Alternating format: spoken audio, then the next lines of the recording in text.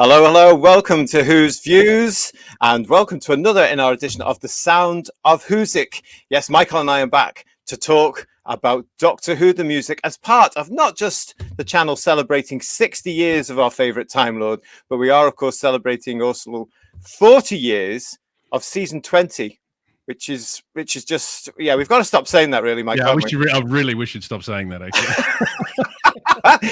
It's just amazing, but it's a fact, and there we go. And today we're talking all about, well, a really important part of my life. I don't know about you, Michael, but we're talking and we're reviewing Doctor Who the music. Seminal. I'm glad you've got your copy. My copy's packed away. I couldn't dig it out. Encased in plastic. Look at that. Yeah. It's some people talk about Sgt. Pepper's being the album that got them into music. Some people talk about Dark Side of the Moon. These are all massive albums and albums that I love, and they're all seminal albums for me. But the album for me as a kid, way after Rupert the Bear and Sesame Street, which I did have early on, but later on, when I turned about 8 years old, I got Doctor Who the music, and it got a thrashing. Yeah, well, absolutely. It was played to death. And I remember the day that my mum purchased it from a shop. I was living in Townsville at the time, which is northern Australia, and very hot. And my mum purchased it from a shop called Chandler's, or Chandler's, as the Australians say. And she didn't tell me. So I'm just in my bedroom playing with my toys or doing whatever. And I hear the TARDIS materializing in the living room. No. I'm thinking, it's Doctor Who on TV, but it was louder. It was too loud because it was coming out of these stereo speakers. And I came bolting down the corridor into the lounge, and there's this album on the turntable. I couldn't believe it. And then the music starts, and I was hooked. It was fantastic. I'm just amazed that you got it, to be quite honest, over there. Oh no, we got technical manual, the whole thing. We were across it all. It's brilliant. It shows you how good 1983 was. I've got a similar story. This, obviously, my original copy. I was aware this was coming out back in 1983. I see that because this had been on either Swap Shop or Saturday Superstore when Peter Davison had appeared on Saturday morning television for kids on the BBC One. Yeah, and he talked about this, and he gave it away as a prize, as part of his prize, and you had to answer a question and send in a postcard. Lovely stuff back in the day. So I was so excited about this, and I remember I didn't win that competition, Michael, but I went into W.H. Smith back in 1983, and there it was on the racks, if you like, and I had to say to my dad, "I need it, I need it." My dad, being a big music fan, said, "Yep, not a problem, son. Yeah, we got this." But this, Michael, was the record that actually introduced me to soundtracks, and it started my love of soundtrack vinyl, and then into CDs, and now back to vinyl as well.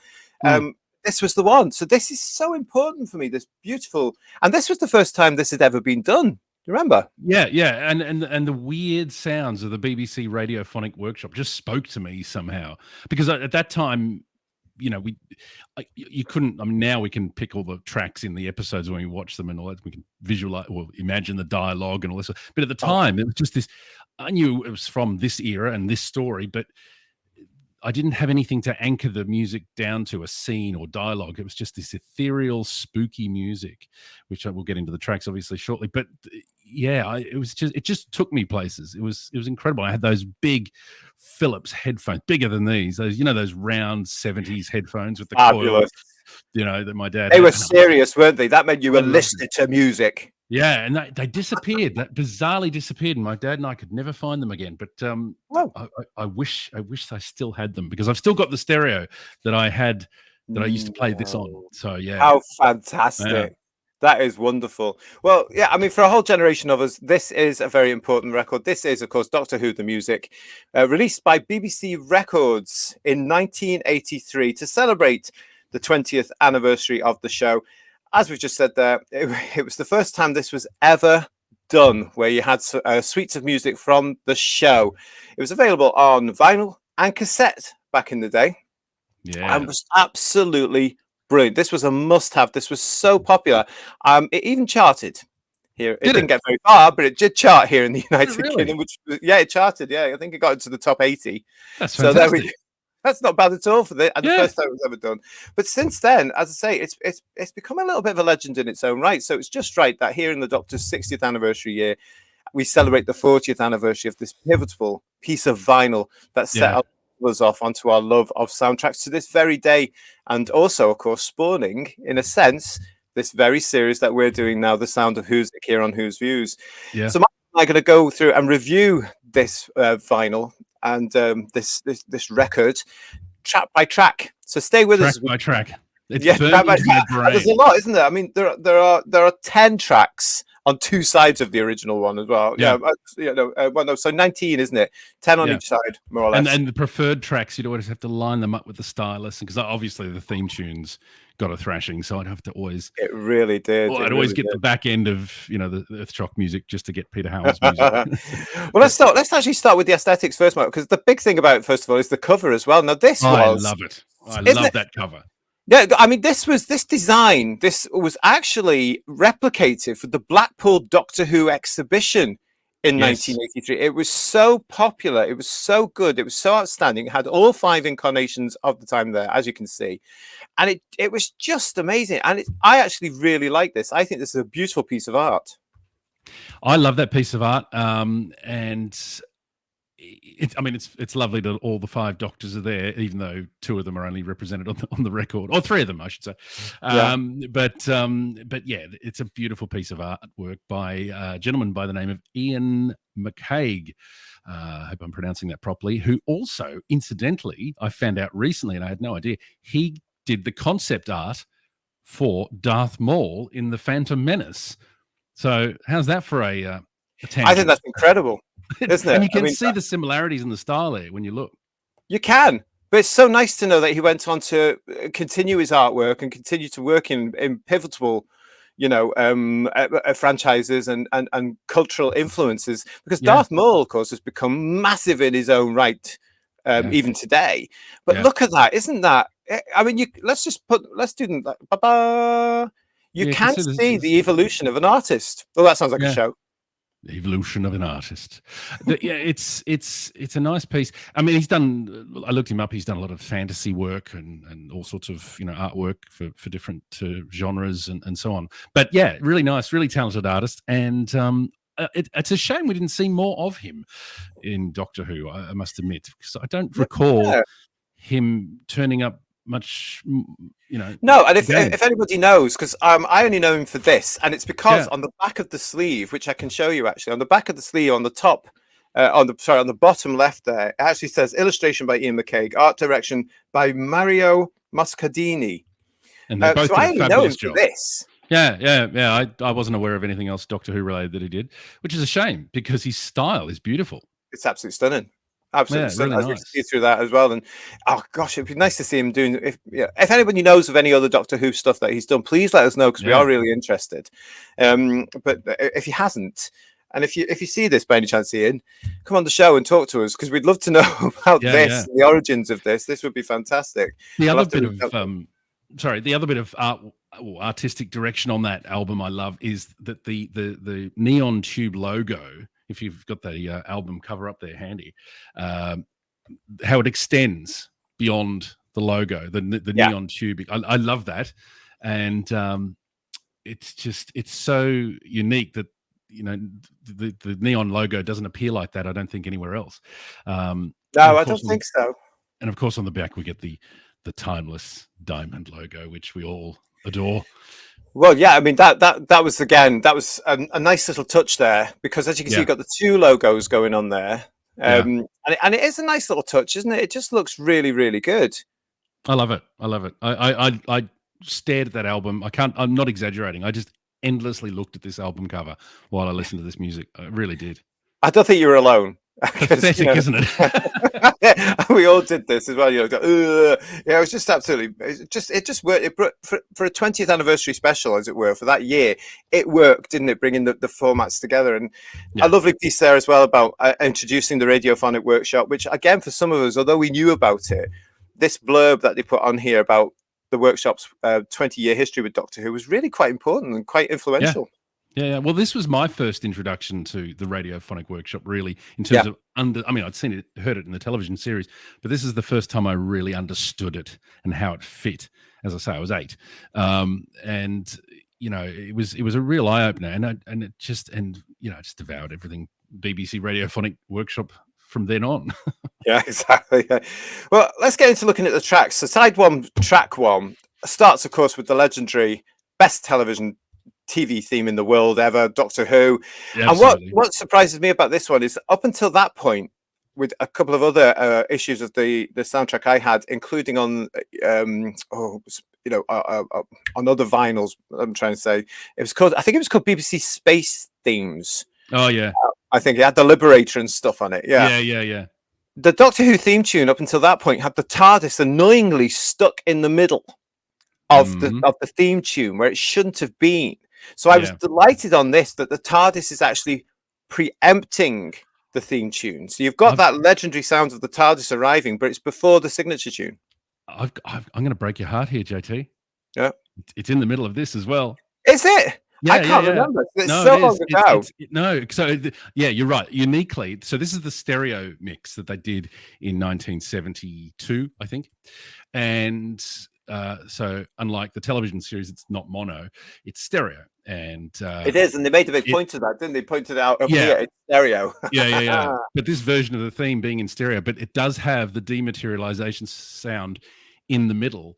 I never understand why they did that though, because it didn't suit. I was delighted that I remember being so pleased that it was on at the very beginning. I'm 13 when this came out, by the way, and it was there at the very beginning. But then I never understood why it was in the middle of this. It was in the middle, but it is on the middle on this. But unusually, as you rightly point out, on this version, it's at the beginning as well. So we get the materialization sound, which is what, of course, piqued my interest running out of my bedroom at that age. And it's mixed beautifully. It's just the TARDIS materializes, and we're straight into the original Delia Derbyshire. Well, not the original, the stereo version of the theme of Delia Derbyshire's timeless music. What more can be said about that? It's a great mix. It is unique with that TARDIS noise at the beginning. Yeah. And of course, that theme also evokes memories for many, many of us of constantly hearing it when you went to the exhibitions, especially in Blackpool, where it just played down the Central Promenade for hours. You heard it wherever you were near the. Wow. I wish I could have gone. Oh, it was wonderful. Well, then we move on to the Sea Devils. And again, the mix is interesting because there's no gap between the theme tune and the Sea Devils track. It bumps right up against each other. So the theme tune ends, and then the Sea Devils music just comes straight in. Yeah, almost alarmingly. So there's been some artistic. There's been a bit of element of creativity in putting these tracks together. It's not just slapping them in chronologically. It's actually there's thought gone into creating a story through the soundscape. Yeah, I think you're right. It is important though, because this was the first time a lot of us, myself and probably yourself as well, had heard this music from the Sea Devils. Oh yeah, and it was totally weird. Other than the TV show, but to hear it on the record. Well, I don't remember it in the TV show because it was. I was only what? Oh, of course, yeah. 1 or 2 years old in the TV show, and back then, of course, we didn't get repeats or So this was the first time I'd heard the suite from the Sea Devils. Yeah. Because in Australia, sorry. Oh yeah, you would have got it. You may have got it. Yeah, we were getting repeats, so we got Pertwee and Tom Baker all the time. Yeah, so and we didn't. So I'd never heard the track, this music from the Sea Devils, and it got me as being, oh god, this is a bit weird. This is really sort of in your face because it's actually when compared to how they evolve, it's quite loud. Yeah, as we know, this was the first full electronic score by the Workshop in Doctor Who. And it says here it reflects the menace of their underwater world, and it does, because when you listen to this track, you do feel like you're underwater. It's got this sort of watery, bubbly effect to it. Well, they've added the sound effects in there as well, into the mix. Yeah, so that's lovely. Special sound by Brian Hodgson. Yeah. It works beautifully, and it just shows you what the Radiophonic Workshop is like. Yeah, brilliantly and brilliantly done. And the piece that is the Master's theme from that episode is creepy, and I listen to it and I think that's what the Master should be: eerie, creepy, cold. It's a beautiful piece. Yeah, but and again, as I say, it was just one of those things I had to listen to over and over and over. Track 2 is probably worn on this vinyl. It's probably gone. Yeah, because it was so new to me, whereas everything else I was familiar with on the album. Yeah, right. I was just thinking, like, wow, they were doing this in John Pertwee's day. I was going to say, because it's the only track because each track allocates a doctor, Yes. and it's the only track that says starring John Pertwee. So that really, I was the same. It made it very unique because this is the only John Pertwee track on the album, and Yeah. We do exciting. have to point out that the album does actually concentrate more on Tom Baker and Peter Davison, but I think that was probably because there was so much content from them from 1980 onwards as well, but also because, let's face it, the age of us that were getting this. And also, I think probably John Nathan Turner would have been wanting to promote what he was doing at the time with the music. Probably. I mean, it was all the new music from the show that was being produced at the time. So I guess they wanted to showcase what was happening. So yeah, it is very season 18, 19 heavy, a couple of season 20 tracks and a John Pertwee track. But it's very much 1980, 82. Yeah, it really is. Era. The 13-year-old fan of mine started to get a little bit sort of aggravated in a pleasant way at this particular point, because the ACD was going, because they don't put the tracks in broadcast story order. And it still gets to me today, because you jump from the Sea Devils now to go to a suite from Meglos. Yes, there's no logic. But as I say, it creates a nice soundscape. It creates a story in your mind as a at that age, listening to the record, because as I say, we couldn't recall the music. Well, certainly when you go back lines to it, and all that sort of thing. Yeah, when you go back to it now, it sort of it's more of a journey, isn't it? Really? Yeah. I like it. It's unique in that respect. Yeah, it is. But as a 13-year-old, I'm thinking, I wouldn't want them to do it now, like the silver screen releases. I'm glad that Marquez has beautifully put them. The production is in chronological order, and then we get demos and whatever and sound effects. But at that time, that's what makes this so unique. Even the follow-up album, which we'll talk about another time, Doctor of the Music 2, didn't do it like this. No, it's true. It's true. So here we go with Meglos. Now, bearing in mind when Meglos was transmitted, some of us are still, wow, this is different, because it was only story 2 of that infamous season 18. Yeah, where everything changed, new titles, new arrangement of the theme, new incidental music here, and we're still getting used to this. I really like the suite from Meglos. It's quite it's of its time, but for the story as well, it moves the story on quite nicely, and it's one of those things. You just think, hang on a minute, there is an element of mystery in here. It's not full on, but it is there. I really like this track. I love it, and they released the entire Meglos soundtrack about 15 years ago. Marquez did a compilation, put a bunch of soundtracks together, and Meglos was one of them. And you got the entire thing, which of course Peter Howell and Paddy Kingsland shared that, because I think it was Paddy Kingsland was unwell after he did episode 1, and then Peter Howell took over. Right. Yeah. But this particular track, right, it's spooky, it's eerie, and I think it's the first track, other than when Tom puts on his outfit for the first time in Robot, it's the only time we hear the theme tune in the incidental music, certainly as obviously as this. We talk, it's a little bit in the Five Doctors, but not a little bit, a lot in the Five Doctors. But here's the first time we hear the theme tune. I love it. It's great. I love it. It's so good. And when I hear that bit of music, I can't hum it. We'll get a copyright strike. But when I hear it, I can see Tom nonchalantly walking down a corridor. Yes, and just in that lovely walk that Tom has. Yeah, with the arms slightly out. With the arms out. Yeah. I mean, I've said it before on our shows here. I love the fact that they reference the signature theme. That's the Doctor's theme, and I love the fact that the Radiophonic Workshop were superb in referencing that, especially Mr. Howell. He would do that an awful lot, wouldn't he? He would just throw those little keys in, those elements that we can't hum. But it's that famous element there. We all know what it is here, and I still don't understand why it doesn't happen so much today. It's a real shame, because or even earlier. Like, why didn't it happen earlier? I'm surprised it didn't happen more in the Pertwee era or whatever. It just seems like an obvious thing to do. It will, and it's certainly made a standout of those years where the Radiophonic Workshop were doing the music for Doctor Who, because it's there. At least once in every season you do get that little tune, and it's just brilliant. But so Meglos as well, great tune there. I really enjoyed that one as well. So fabulous. It evokes I've said to you before, Michael, about the music of today, the incidental music today, the soundtracks of today. Right. There's an awful lot of fuss put around, isn't there, about the themes for the Doctors, whichever incarnation in. yeah. There's all this stuff going over companion thing, and it winds me up that a lot of people today think that we never had them before. We never had themes for companions before, and we really did. And one of the standouts and one of the most famous is Nissa's theme, which is presented beautifully in here, and it's always. But this is one of these tunes, Michael, that I remember to this day because it's very Traken, it's very sweet, it's very innocent. It captures Nissa's character beautifully. And there's almost, and maybe I'm reading into it too much, but there's an element of tragedy to it because we know what happens to her home and her father. But there's a sadness, not tragedy, sadness. There's a sadness about it, which I like, which suits that character. And I love Nissa. I think she's just a fantastic companion. Sarah Sutton is just a lovely, lovely human being. Yeah. But yeah, this piece of music is really nice, and there's a beautiful melancholy to it.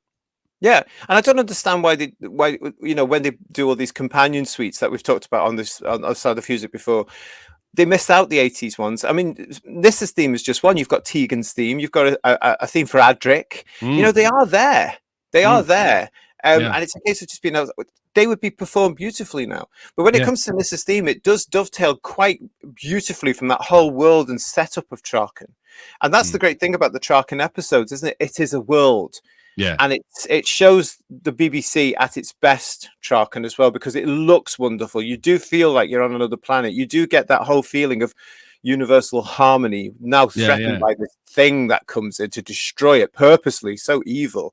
But all the music around it all, it has that freshness, it has that innocence, and Nissa's theme is just right up there. As I say, it's one of these things that comes back to me all the time. I can hear it. I can hear it now in my head. I can hear it. Yeah, you're right. I hadn't actually thought about that. The Keeper of Traken is a good exercise in world building because you can feel the culture of this planet. Yeah, and the incidental music it really brings all that out. It just adds to all that. Yeah. From the look at the way they hold themselves, the look at their clothes, the whole look at the costumes. So what we get from this beautiful theme from Nissa is it does dovetail then into what's going to happen next, because the threat comes from Melka, and this is the element that is very clever, because this is alien. The whole music around Melka, and when he's mentioned or whatever, this changes. The notes change, the keys change, the tone of the music changes for Melka to suggest, right, this isn't of Traken. No, we get a bit of a sound effect in there as well of the laser beams, don't we? I know, dude. From the Master's TARDIS. Spoiler, sorry, folks. 40 years later, ruined it. So it's an interesting one, and it's eerie. Again, it's eerie. It's the Radiophonic Workshop just does eerie and spooky very well. It really ethereal. Does. Oh, I like that. But you mentioned the sound effects. That is a surprise on this. I remember being surprised at that too, because you're sitting there and you're listening to this and you're seeing the story play out in your head, and then suddenly you get the sound effect at the right time for the cue. Yeah. So that where you're up to in the story as well. You go, oh, that was great. That bit was great. But it's really menacing, this track. And these tracks always jar with me. Not jar, but they always stand out when I watch the episodes now. Because that's from Doctor Who music. It's just so embedded in my head. Not from just Doctor Who. It just leaps out. But when I'm watching the episodes, it's just those particular cues stick out.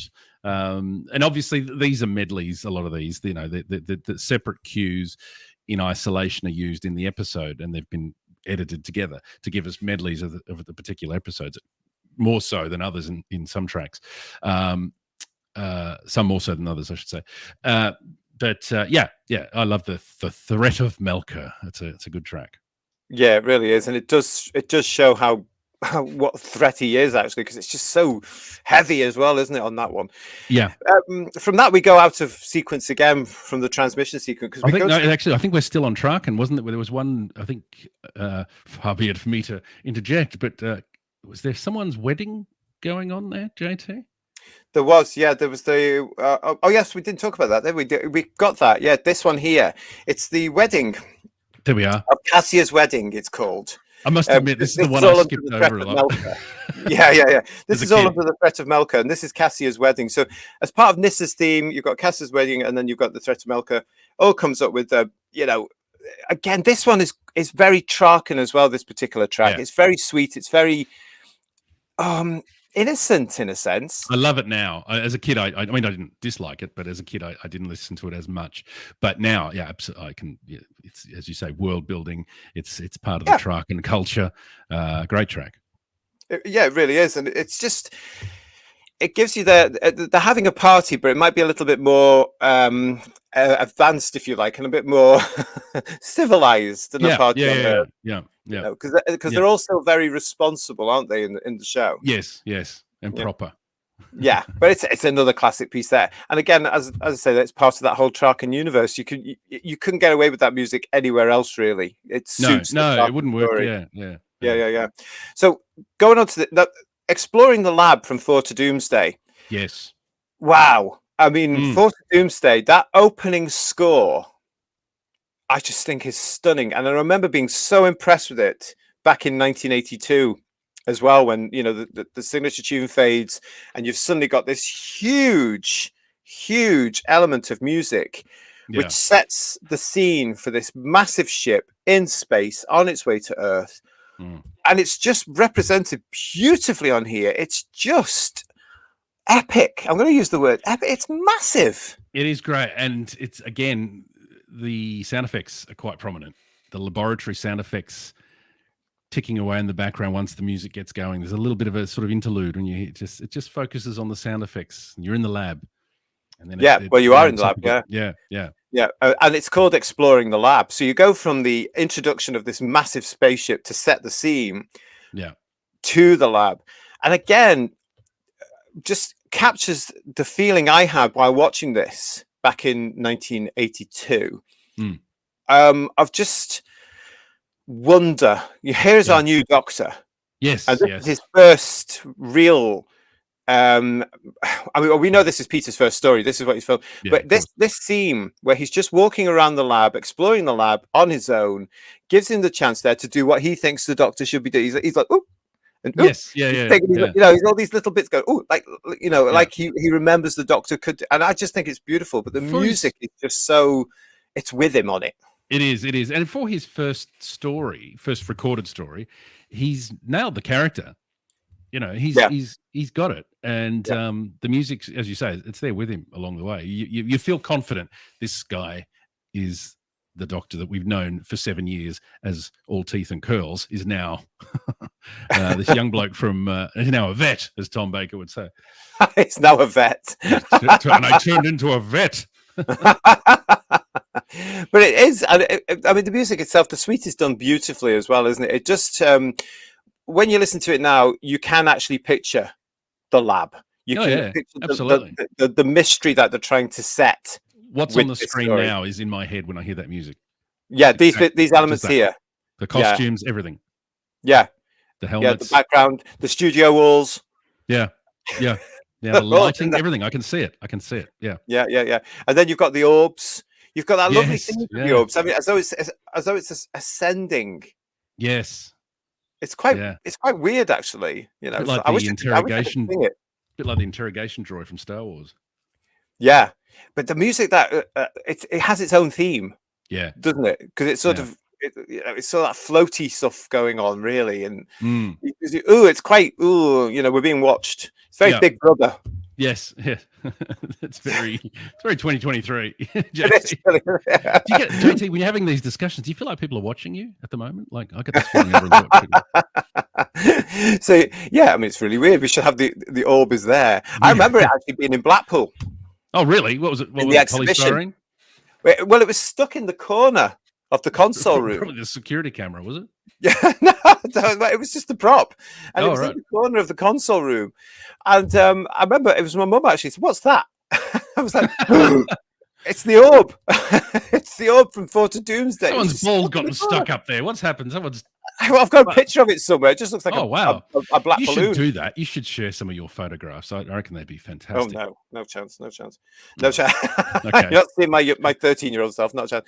So we've got all that coming through here. The other bit that I'm sure evokes memories of Four to Doomsday is the bit where Nis is hypnotized. And that wonderful. I mean, that music. Good name for a track. It is. Nissa is hypnotized is track 8, but It's freaky. It's sinister. It is sinister. I remember Yeah. thinking it was a bit spooky as a kid because I wasn't as familiar with the episode. I'd seen it because that was the season that went out. Season 18 and 19 were the seasons that went out when I started watching it. And then we went back to repeats, which completely confused me. But because he just changed into this blonde haired bloke, and now all of a sudden he's got white hair and frills. Who's this new guy? Yeah. Yeah, I didn't understand. But what was I saying? Yeah, so this was I hadn't didn't have strong memories of these scenes, so that I just had the music. It wasn't until later that I got to see them again and saw them in context and heard them in context. But yeah, it really creeped me out. It's a very creepy piece of music, and the blurb describes what's happening very well. And I think they're a little bit. Yeah, I mean, each track has a description of each. It does, yeah. Yeah. This one, when Nissa becomes suspicious of Monarch's plans, she is hypnotized by enlightenment. Yeah. Yeah. So yeah, you knew something was up listening to it. It was I think it captures that whole when you say that somebody's going to be hypnotized, you come up with all these images in your head, don't you? And I think this score captures every element of that, because it is all that up and downy, glittery, weird stuff, you know. And it ends on a downer. So you know it's not resolved. It's not. Like it's big ending. It also suggests to you, certainly as a young person watching, I got this. Nissa's in danger here. Yeah. Absolutely. So that actually hits the end of the episode, doesn't it? And this track, because I love the next track, and I used to queue up the next track a lot. So I'd hear the last couple of seconds of Nissa is hypnotized a lot. So I know that last little bit of that track probably better than most pieces of Doctor Who music, because I always just, you don't want to. Hey kids, if you haven't used a record player, you've got to line it up and you've got to hang on here, and you always get the end of the last track. If you haven't used a record player, kids, get with the program, because it's bang on trend. It is. Get one. Get one. Yeah, they're laughing at us, thinking we all use them, you fools. I know. I hope so. No, it's great. Look, yeah. But I used to queue up the next track a lot, and I would hear the end of Nissa is hypnotized a lot. Yeah. I can understand what you're saying about the next track coming up, because I used the word epic earlier. Brace yourselves, folks. This is where it gets exciting. This is more than epic. Yeah. And bearing in mind that this was a relaunch, if you like, in 1980. Yeah. Wow. This still gives me the chills to this day. So what are we talking about here? This is The Leisure Hive. And what I love about this track, before we get into the music, is it had a clean cut of the TARDIS sound effects dematerializing. Now, all I could get of that is the tape recorder on the telly recording the episodes. So here I am with a stereo version of the TARDIS dematerializing. So that's why I listen to that track so often. And then obviously the music I love, but I always wanted to hear that TARDIS sound effect at that age. And then it leads beautifully in this. We get a lot of sound effects in this track. We go from the TARDIS dematerializing to the winds of Argolis, and then we get the sound of it's slipping my mind, JT, the generator. What's the tachyon? Thank you. We get the sound of that coming in. So we get three pieces of sound effects quite clean before we even hear the music. Yeah. And this is what makes this really unique, isn't it? Because although we'd had Doctor Who, the sound effects record, to have some of them on here as well to showcase what the Radio Phonic Workshop did was just genius in my. I just think I'm brilliant. Thank you very much for those added bonuses. Absolutely, and I think this album again, it's unique because it has on each side a big sort of, at the end of each side, a big sort of almost a finale overture of a particular. We'll go into the other one later on, but this one is it's like, wow, this is the end of this side, because in those days you don't skip to the next. You've got to lift it up and take it off and put it down and put the thing back on. But the Leisure Hive, the music is fantastic. It opens with the sound. The cue is from the Earth shuttle arriving, and it's just, you just want to play it. I wish we could play all the time. I wish we could play it, because I go back to that. Oh, I mean, it's raucous. It's ahead of its time. It's huge. It's epic. It's legendary. Why have we never heard it in one of the concerts? I don't know, because gets you going. This is one of these soundtracks where I go, my God, this is Doctor Who. I love it. Some people complain about it. Some people say it's a bit too loud and everything. I say bollocks to that. Hire it up. Hire it up. It's a fantastic piece. Peter Howell has got the Yamaha CS80, and he's making the most of it. He's making the most of that baby. But it is, isn't it? It's just that so good. You can't don't sing it. Don't sing it. You're going around, going round, and you think this is Doctor Who. And then it eases off. And I mean, God, when we love Dudley Simpson, but after the years of his style, this was a shock. A culture shock. This was a shock. Yeah. And I remember sitting there on that Saturday night when this was coming in, just because the visuals were different, the style was different. It looked. I'd already been bowled over by the new arrangement of the theme tune. Going, it wasn't until we looped back around in Australia on the repeats when we got it again that I realized, having seen the continuity of Tom Baker, having seen how stark that change is, orally, and the music then dissipates into a bit of the it traps you. It sets up a full premises there. it's the I'm trying to think of where the cue belongs off the top of my head. I can't quite remember, but I can hear the bit of music in my head. But the cue then sort of, it's something sneaky, it's something problem solving. It's, I think it could be Tom actually taking the gear off, and he's saying, "You've got my hat." Yeah, could be that. I can't remember exactly, but that I'd have to listen, because the full soundtrack got released later on, again 15 years ago, with those BBC CDs that Mark Ayres put together, and the full soundtrack just on its own is amazing. I wouldn't be surprised if Silver Screen re-released that one, because that's a cracker. I do hope so. I do, because I've got a scratch on mine. Oh no. I know, but there you go. I don't know how that happened, but probably because of playing it in the car too much. But actually, if you had that part of the soundtrack, don't play it in the car, because you tend to get butch. There's something about that music where you're just behind the car and you think you're invincible. You just go. I can't be butch. I'm hopeless at being butch. I can't. I'm just but no, I know what you mean. It's got gravitas. It's got oomph.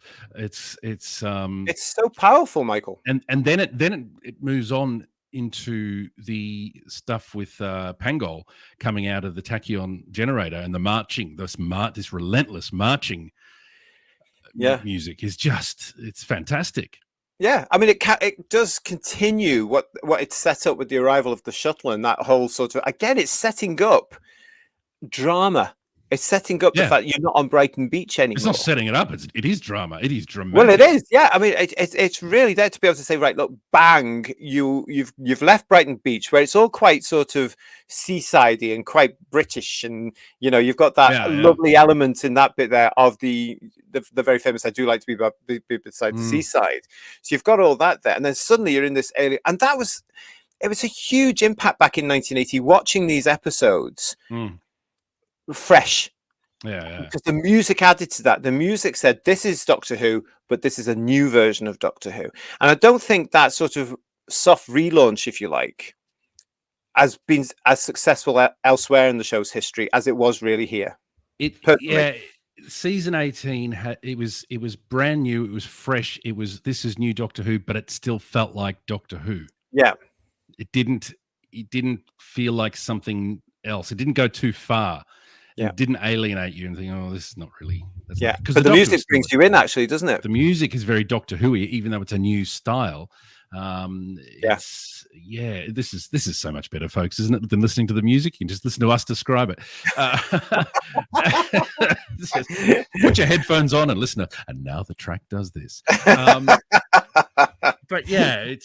look, that whole season. It's such it is one of my favorite seasons, and part of that is the music. Totally, because it was so fresh. And bearing in mind that we're entering the 80s, this is 1980 into 81, where this sort of thing was coming into the hit parade. It was all starting to come. We were all getting into it. We were all becoming, teenagers, and we were discovering the music. It was all taking off. Doctor Who was just slightly ahead of the game. It was a couple of years before the Pet Shop Boys, for example. We were coming in with all this. They were all using the same synthesizers. They were all using. You look at their sleeve notes; they're using the same gear that Peter Howell's. I mean, the Radiophonic Workshop, folks. For those of you who don't know, was was instrumental, no pun intended, in the development of so many artists. The Beatles consulted with the Radiophonic Workshop. Pink Floyd consulted with the Radiophonic Workshop. I mean, you can hear, I'm sure you can hear in Another One Bites the Dust by Queen, you can hear the sound effect of something from Logopolis there when the TARDIS goes in and out of time. I'm sure I can hear it. I'm going to have to go and listen to that again. I'm sure I can hear it. But I know that Queen, I think, consulted with the Radiophonic Workshop. Correct me if I'm wrong, folks, but that's my understanding. So, and now, Hans Zimmer, I mean, he's now bought Maida Vale Studios. Yes. So clearly had an influence on As him. you do. I liked it so much, I bought the studio. So, it cannot be understated the impact of the BBC Radiophonic Workshop. And I agree with you. I wish they were highlighted a lot more than they are. I would certainly go, Michael, to a concert just about their time on Doctor Who. Well, I mean, when you look at all the music they did, it would just be a joy. So there's an idea for anybody watching from the BBC. The concerts that they've been doing, that Peter Howell and Roger Lim and Paddy Kingsland and Mark Ayres have been doing, and they look, unfortunately, I haven't been able to get to them, a bit far away, unfortunately. The YouTube shots, the YouTube vision that I sent you, Glastonbury, the Royal Albert Hall. I mean, the Blue Dot Festival, their performances are incredible. And not just the Doctor Who stuff, just their original stuff that they've been doing as well. We'll just put out for anybody watching this as well. If you want those links, go back to our original Sound of Whosic show. The links are in the description there. So have a look at that because they're really good. You can see the Radiophonic Workshop working live and doing what they do, and it's just magical. And the audience reaction as well. This is why I think, if they did something, they just get it. They just go, wow, and the reaction to the theme tune as well. As fans, it brings a real joy to you to see the masses going, because everybody knows what it is. I mean, we don't. We'll get to the Peter Howell version of the theme later, but having said that, when they play the Peter Howell version, you think nothing can better this. And then they use drums live. Yes. Surprise. Oh, yeah, man. It's brilliant. It's brilliant. But yes, look, the Leisure Hive, great track and great way to end side one. Absolutely. And I want to hear it live. What a classic the Leisure Hive is. And yes, let's hope that it comes out again as a re-release at some point so I can replace it. If anyone can hunt down the CD that they released about 15 years ago, it is well worth getting. I was in New York when I found it in HMV New York, of all places. Oh, whatever. And I got it, and I was working on cruise ships at the time, and I would listen to that. Everyone else is listening to whatever was in the hit parade, and I'm listening to the Leisure Hive. But it sort of fits, doesn't it? Because you've got all that whole element of the Leisure Hive being leisure, and you're on a cruise. It does sort of fit here. I did have Michael, that thought. I want you to picture this. Picture this now. Through the opening observation screen of the flying TARDIS, a strange shape is seen approaching from that part of space and time known as the Arc of Infinity.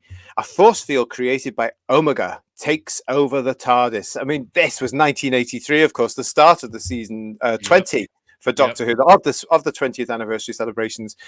Arc of Infinity kicks this off, and this score, again, well, come on. I mean...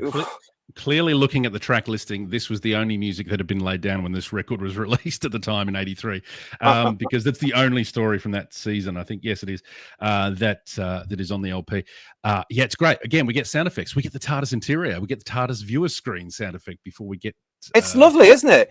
It's great. This track, of course, it starts off slowly. And then you start to get all those familiar elements that are coming through here, and to have that extra element of the view screen as it used to in the old days, with that lovely whir as it went up and down, the buzzing, it just sets the scene. You know exactly, because this is side 2 now, folks. This is track 1 on side 2. It's called Omega Field Force, and it's just it is beautiful because it does take you right back to this scene here. And it builds up and it builds up and it builds up and it builds up to this particular scene as well, from the story. I mean, you've been nabbed, Doctor. You've fallen into the trap. He's got you. It's all. We don't know this is Omega at this point, of course. We may have little theories because the words antimatter have been thrown about a bit. Yes. It's been 10 years since we've seen him. So 10 years, yeah. And now when you're looking back at this, the music again, I don't know about you, but it transports me right back to January 1983. I'm just nearly 13 years old. So excited to get season 20 coming through, having read stuff in Doctor Who Monthly. And, you just think, oh, what's going to happen? What's going to happen? I mean, there's such a special time. Oh, it's just amazing. And this music really takes me back. So you were hearing the music before you'd seen the episode? Is that what you're saying? No. But it takes when I listen to it now. Yeah, right. Or it takes me right back to those special days when the episodes were being broadcast. Yeah. No, I was just wondering about the release of the album. I think this came out later on. It was definitely after season 20. Right. It was around like Easter time. It was released. Right. Yeah. No, it's a cracking. Well, 3 tracks really by Roger Lim. We should mention Roger Lim. He also did the Keeper of Traken and Fort of Doomsday music. Roger Lim. He's great. And this is eerie again. It's what can you say? It's eerie, spooky, and it's classic radiophonic workshop. It's fantastic. It is. And you get more sound effects. Yeah. Because from this bit in the TARDIS, it takes you to Amsterdam and you get all that bubbly water stuff. You get the pipes. I'm looking at the track listing, by the way, folks. If I look at it. You do. You get all this.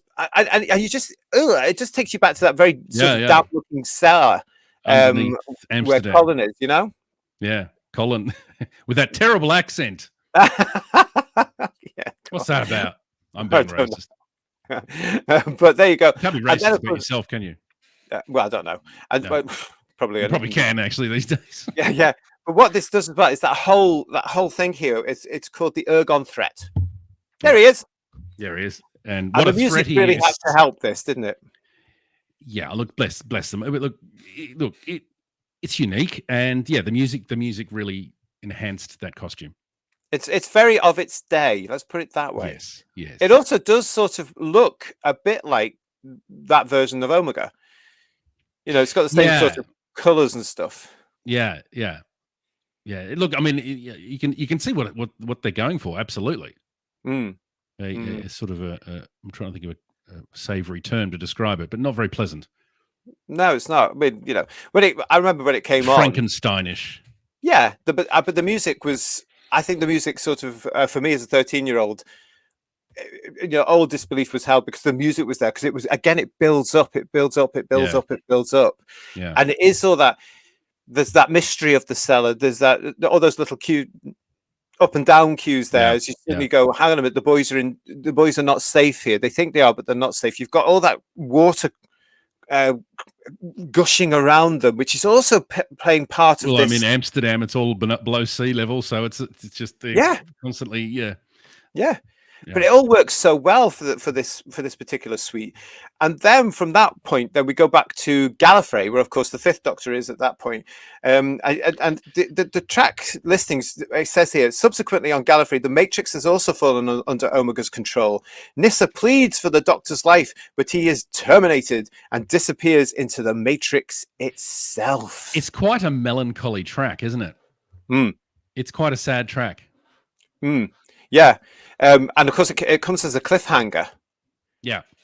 So the building up, obviously, to the signature tune clashing in, but it is. I mean, you would. This is where you start to think, well, this isn't something's going on here, because if it was going to be a termination, it would be more funereal. It'd be bigger, I would reckon. I don't know. These are Time Lords. They've got different technology. They could. I think they're red herrings. Yeah. Well, I mean. And it has to be said, Peter Davison and Sarah Sutton underplay it beautifully. The real emotion there. And the music it corresponds to that, doesn't it? Yeah.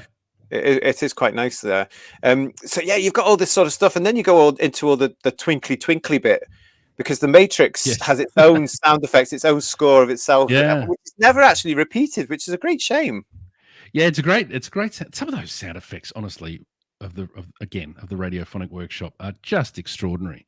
If you can ever get your hands, folks, on an album called Sci-Fi Sound Effects of the BBC Radiophonic Workshop. From back in the day. Doctor Who, it's got Hitchhikers, it's got Blake 7. It's fantastic. It's actually got the only release I've ever heard of the Master's TARDIS sound effect. Yeah. It's the only time I've heard it released commercially. Yeah, Which is slightly different. I don't think it's available anywhere else. No. Anyway, I digress. But yeah, hearing the Matrix sound effect like that is it's creepy. It makes Gallifrey a little creepy. I mean, it might look like a hotel in the 80s, but I don't want to talk about the set on that one because it really upset me even as a 13-year-old. What have they done? What have they it's done? just the waiting room. It's just the I Time don't like Lords the can keep see going all thing. of time and space. They're looking back at the 80s hospitality industry. What can we say? But Terrible. it's a very nice piece of music, and as I say, there's a bit of melancholy there. Good track. Yeah, Termination of the Doctor. it's a great track. You're watching Who's Views. This is the Sound of Whosic. We are celebrating 60 years of our favourite Time Lord on the channel here in November 2023, but we're also celebrating 40 years of season 20 with a few special shows based around that. And one of them is, of course, here today we're celebrating 40 years of Doctor Who, the music on vinyl. And as you can see, Michael's joined me to discuss all this. So we're now moving on to one of the most hauntings. Well, what do you reckon of it? Speaking of sound effects, and we haven't name dropped him yet, which is a crime. Dick Mills did so many of these sound effects. So we mentioned Brian Hodgson earlier. Hodgson. But it starts with the time winds. The time winds from Warriors. Which we don't hear about. We should hear more about the time winds because it sounds just so romantic and dangerous at the same time. So evocative. And so we get Dick Mills' sound effect there of the time winds. And this haunting banqueting music that comes through. And I loved this. I just thought this was the creepiest piece of music. What is going on here? Just in isolation of the episodes. As I say, I'd seen the episodes as a wee lad and then heard the album a couple of years later. So it was in my distant memory. I didn't sort of celebrate what it was from. I couldn't anchor it down. So just hearing this stuff in isolation was in and of itself creepy and telling an audio story. It's great. Yeah. I mean, it is wonderful. What we're talking about here, of course, is the score from Warriors Gate. Did I say Warriors Gate? Did I say Warriors of the Deep? I didn't say Warriors of the Deep. No, you didn't. No. So what? Again, the wonderful thing about the record sleeve here is the descriptions are beautiful. The time winds, which constantly blow on the reverse side of the gateway mirror, act as a background to the ghostly banqueting music. This, of course, Warriors Gate from 1981 with Tom. So we're back to Tom, starring Tom. Yeah, as I said before, each track starring Tom allocates the story. Warriors Gate starring Tom Baker, January 1981. So it does jump around a bit. It does. But I love this because this whole score, if you are ever looking for anything around Halloween or around about some sort of, if you're looking for some score for your action figures or whatever, which is quite spooky, kids, this is the one. This is it because it mixes somehow a spooky element with medieval music. And I love the way that those two incredibly different styles and eras clash. Yeah. I was actually, just before you mentioned the medieval music, I was actually thinking this would be great with a symphony orchestra. This is one of those tracks that would translate very well with an orchestra. Or as you say, a medieval orchestra with their medieval instruments, and it's so clever. It shows how these people understand. And this is Peter Howell again, but it shows how all the composers of the incidental music understand their work, understand music, understand the genres, have done the research, are fans of the research, are fans of scores of other things here. And they're bringing it all together. So obviously what Mr. Howell's done is he's seen these episodes and gone, I know what this is. And because the costumes look a bit medieval, I'm going to bring that element. But it's so haunting. It works incredibly. And it's a creepy scene to begin with. I mean, the visuals, as you say, would be enough to evoke that. The cobwebs everywhere, and the rotting food, and the skulls inside the. I mean, look at it. Yeah, it's and the cobwebs sticking to Tom like that. I love that element. Yeah.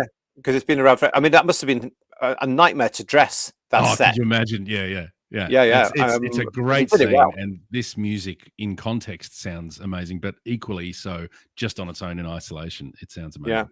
Yeah, it really is.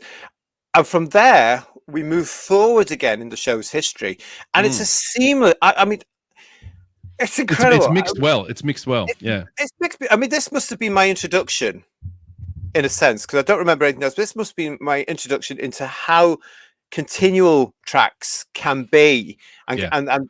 they are used by artists, continually, even to this day, where one track bleeds into another. Yeah. But as a 13-year-old, this must have been my introduction to this, because you go from the haunting wastes of Warrior's Gate and the banqueting hall, and then you suddenly in the TSS machine, which is being attacked. And the blurb again, Adric is trapped helplessly in the TSS machine as it attacked by the Kinder led by Aris, who is under the control of the Mara. And it's a beautiful segue.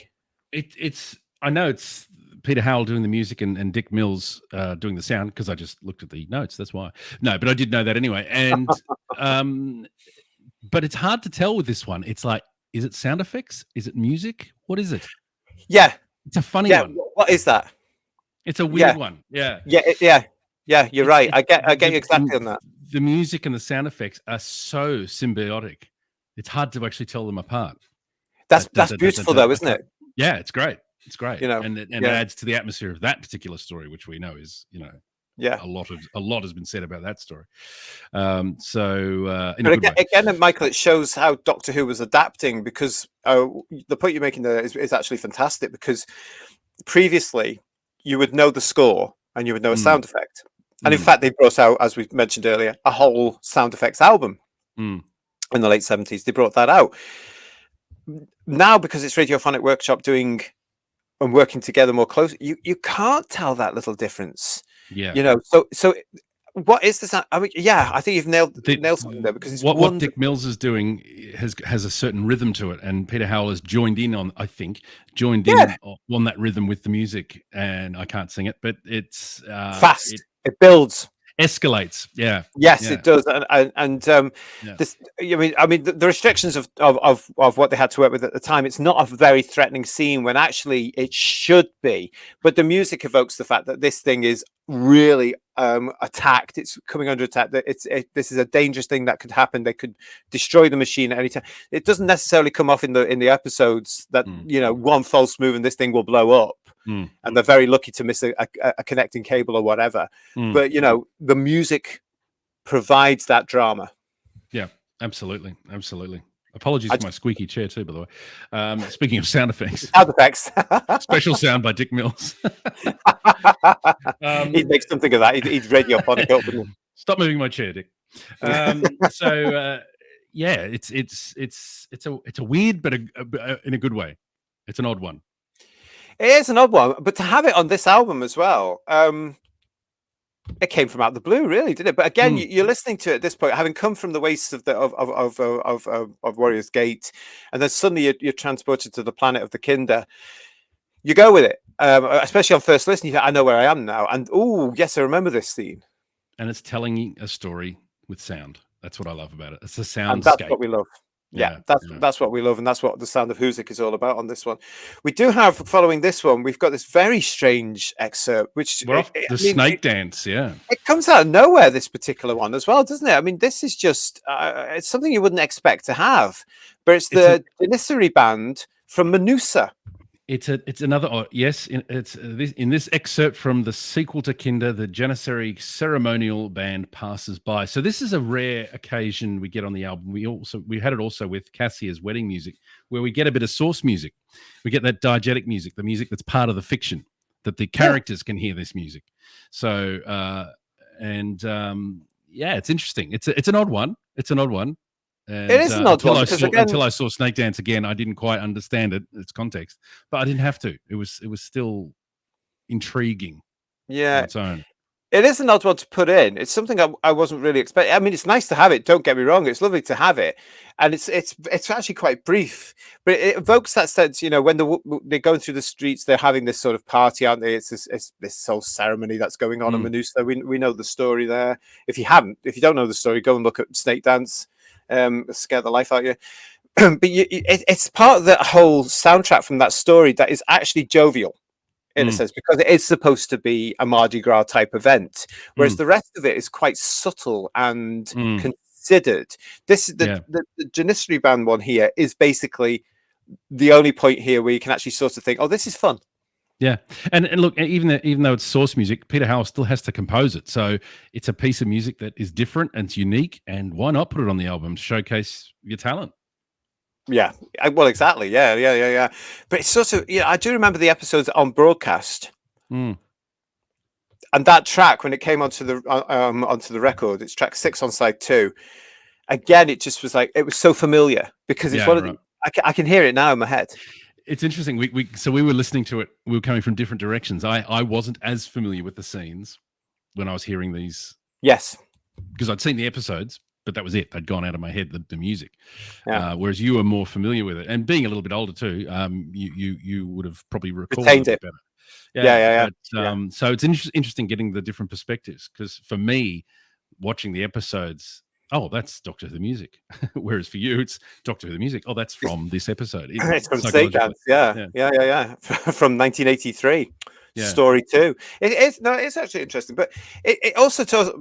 It plays as a sort of. I can understand why they've put it here as track 6 on side 2, because you're coming from the banqueting music, the TSS machine, the Janissary band, and then you're going into this whole scape here of what is now possibly one of the most familiar tracks of Doctor Who of the time. it's almost like so from track 7 onwards, Yeah, it's almost like this is the grand finale of this album. You know, yeah. Well, this it is as well, isn't it? this is yeah, but it's all 3 tracks that are still to come. They're all part of the same piece, really, and of course, it's Subterranean Caves Subterranean Caves from Earthshock. from Earthshock. Now, the Earthshock score is amazing. Malcolm Clark, who did the Sea Devils that we mentioned earlier, we didn't drop his name either. Malcolm Clark. This is an interesting one. He also obviously did Resurrection of the Daleks and a few others, and he has a very his music is very metallic, isn't it? Yeah. It's very harsh. All of it. It's got a very. I love it, but it's not as soft as some of the other composers. It's much more brutal. I think He's always that's how good I've at. perceived it anyway. Yeah, no, I agree with you. I think Malcolm Clark is always good at capturing the element of war, Yeah, or yeah, yeah, threat of war, yeah, as well as mystery, because that's exactly what's going on here. You've got this bit with Subterranean Caves, where again you are back. You are back in these caves. You are there in the yeah. dark, in the gloom, in the damp. You And can feel it. You just get that element of what is going on here. And we bearing get in mind this. that at this point he's building this episode up. He's building this whole first episode up to this massive reveal, which shook fandom to its core Yeah, back yeah, in 1982. It's just so subtle, and you've got yeah, those lovely elements in there where you do feel that you know what the story's going to be, because of course these people turn up, these robots yeah, turn up, yeah, and they've got their own theme. yeah, There is there's another theme here for them, and you think, well, this is the threat. This is going to be more robots. yeah, Oh, we were so wrong, but yeah. the music gets you to that point. It helps to bring that part of the story in where you're just on the wrong foot completely. Yeah, yeah, and the music is accompanied by the sound effects again, the special sound by Dick Yeah. Mills of the life detecting scanner. Oh, That which the is spooky soldiers in were using. itself, isn't it? Yeah, and on its own, it's creepy. And then when you hear it in the Bleep, episode, yeah, bloop, it's bloop, bloop. Oh, yeah, ugh.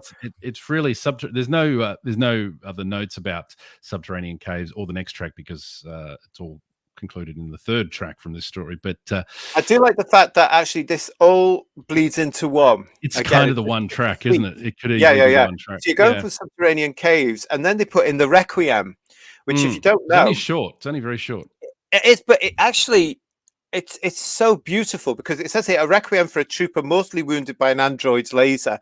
Now, when you're aware of that, you see it more in the episode. You hear it more, Mm, rather. It's a case of like it's so beautiful. mm, It's repeated later on in the episode as well. It's very similar And to the Adric death. Sorry, another spoiler, folks. Sorry. It's very similar music, but it's that same tone.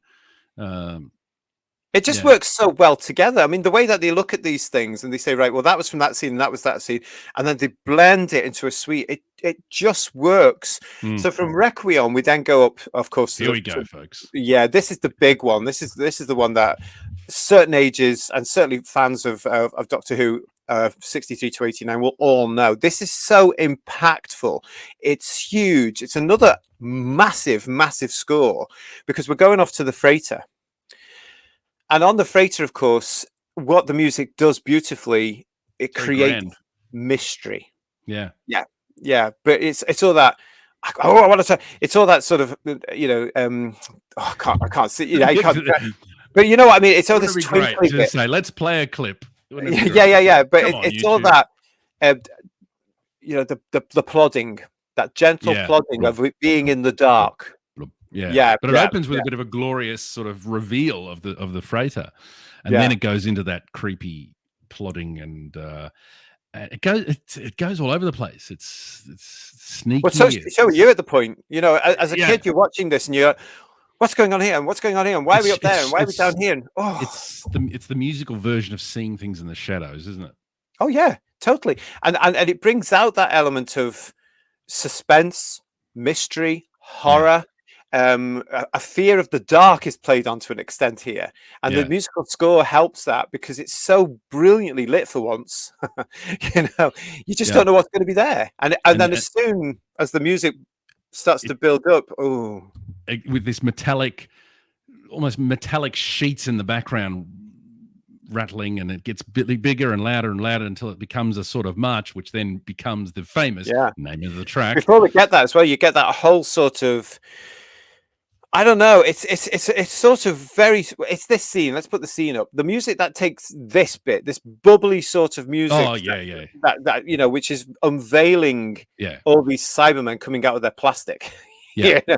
I mean, it yeah, takes you right back in a sense to images of what you've seen of the '60s Cybermen from the invasion, etc., etc. yeah, And they are sort of recreating it here, but the music is helping it because what this is doing, it's showing that they're waking up. yeah, It's just eerie. yeah. It is, and it's just it escalates and escalates and escalates.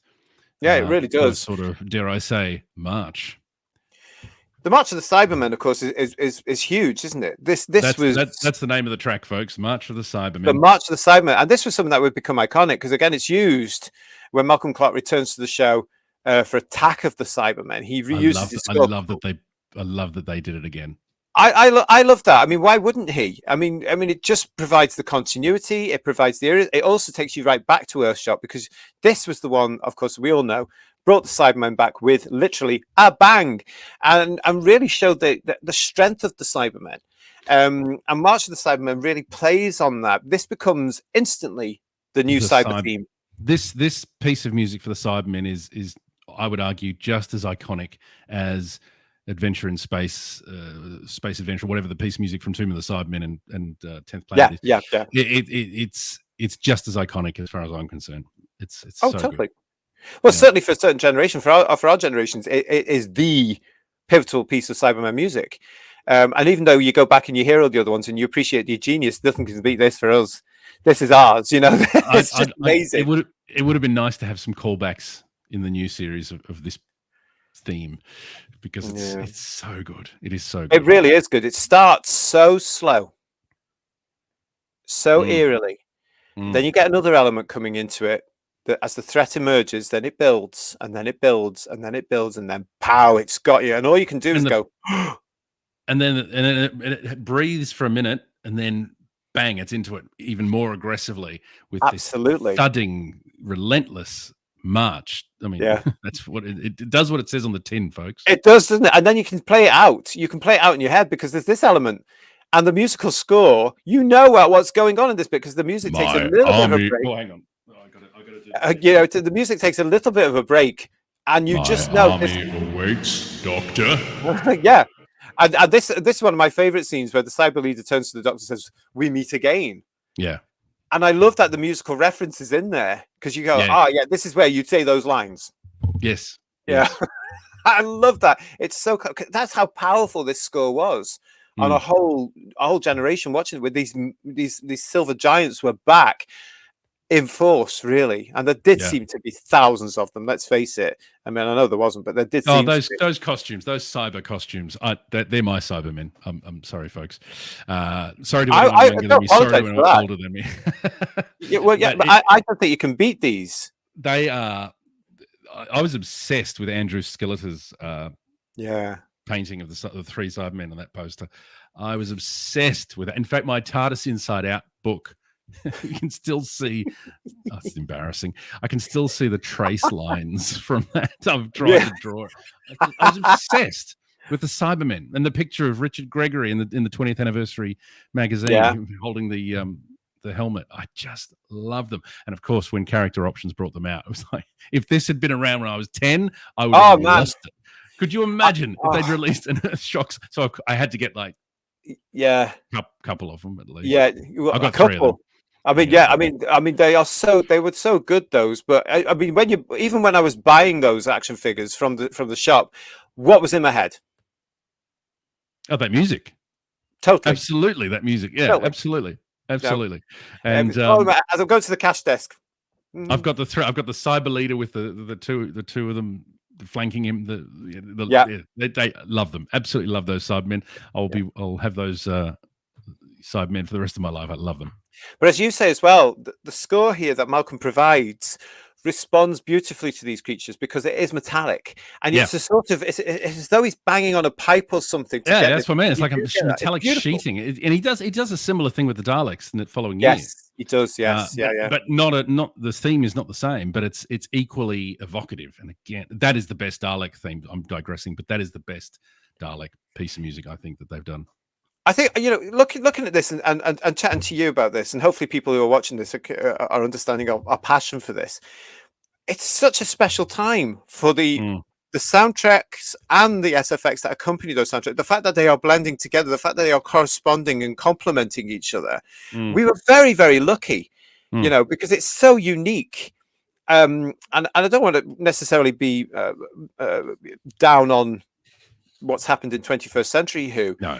It doesn't come anywhere close to the atmosphere set up by this. It's a different style. I mean, look, the modern day composers, there's no question they are incredibly talented, and totally. Their music is gorgeous. I mean, there's no one that's taking anything away from that. No. But this stuff was more unique to Doctor Who. It was the modern music could always. I think I've said it before. Could be in a film series. It could be in Lord of the Rings. It could be in Star Wars. It's got that cinematic, grand, beautifully constructed and beautifully orchestrated music. Wonderful music. Yeah.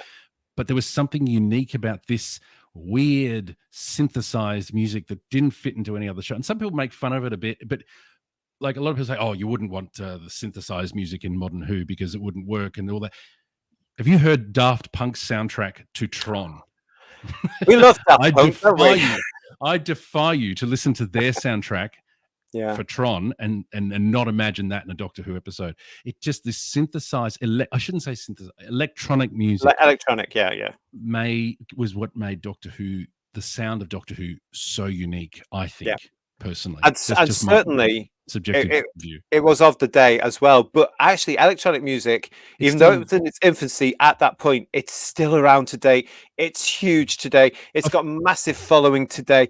I mean, if you had something like this in Doctor Who, this is what I miss about Doctor Who today. It's the same composer for every single episode, so you're getting a sort of sameness, a continuity of the way through. Yeah, I must admit, I was going to say just a brief point about the synthesized stuff today. Of course they wouldn't use the same gear they were using then. They would use modern electronic synthesizers and so on. But the different composers, your point about that, I used to love reading the fanzines about the next season that's being produced and reading about who's going to be composing the music. Dominic Glenn's going to be the last episode of season 20. Oh, that's exciting. I love Dominic Glenn. It's Mark Ayres is doing a couple of tracks in the next season. Well, you got to know these names as part of the Doctor Who team as well. So Malcolm Clark's doing that, Peter Howell's doing that. It was just amazing. You would love that. You would just think, okay, I'm going to look forward to this, because they became part of the routine. They became part and parcel of Doctor Who just as much as the cast. Yeah. And I do miss that element there. I think it would be lovely, for them to experiment a little bit more. I mean, Russell's mentioned already that in a couple of years' time, he wants to do an episode just based around music, which I know Murray Gold, if he's still composing at that time, would really relish and challenge. But wouldn't it be great to throw in some other elements? I would love to have 1 week orchestral, next week electronic. That'd be lovely. I would like to go back to that personally. And this record, 40 years of this Doctor Who the music, illustrates the strengths, I think, of being able to have different composers interpreting a script Absolutely. with a director and bringing their talent to it, because they are all, as you if you listen to it, you know, they're all varied and they're all exciting and they're all brilliant. But I'm just so grateful that back in 1983, BBC Records brought this out, because it Me too. really did start my appreciation Me of too. And incidental music. Yeah, absolutely. And that last track, when it ends on that grand note from Earthshock and then leads into the Peter Howell theme music, that often got a bit of, I don't know, we're not going to go into that now, but that piece of music I used to listen to a lot on this album. So I like Nissa is Hypnotized. I knew the final notes of March of the Cybermen very well to cue up the Peter Howell music. yeah. It's actually brilliant, considering that this was the first time this was done, of course. To start with the original Doctor Who music and then finish the whole album with the recent, that at that point, that recent version from 1980, to bring it full circle. There's a story, so clever and so well thought out. And this was well thought out. You appreciate it now. You know, you look at this, you go, it must have taken them ages to look at this and put the track really listing well together. produced, and it's unique in that it's all over the place chronologically. But it does tell a story. There's consideration about what track comes next, and I did love. Sorry, the contemporary note here, Doctor Who track 10, the signature tune to the current series from August 1980. That dates it. It really does, doesn't it? It really does. But 40 years it dates it by. But as it says on the sleeves, it was just what the Doctor ordered. We're so grateful to have this. I hope you've enjoyed Michael and myself chatting and reminiscing and looking at this Doctor Who the music 40 years on. Amazing stuff. This has been the Sound of Whosic from Who's Views. Michael, thank you so much again for joining me for this edition. Stay tuned with us. Please don't forget to like the video as usual, and also subscribe to the channel. We have lots of content appearing on the channel throughout November 2023 as we celebrate the 60th anniversary of our favorite Time Lords. So please join us for our live shows as well as our recorded shows. We hope to see you on some of them. Give us your comments and thoughts as we get up to the big anniversary specials with David Tennant. So until we see you again, thank you very much for joining us. Hope you've enjoyed the show. Stay tuned for more of our content. Michael and I and the Whotastic panels will be seeing you very shortly. Until then, bye-bye. Bye-bye.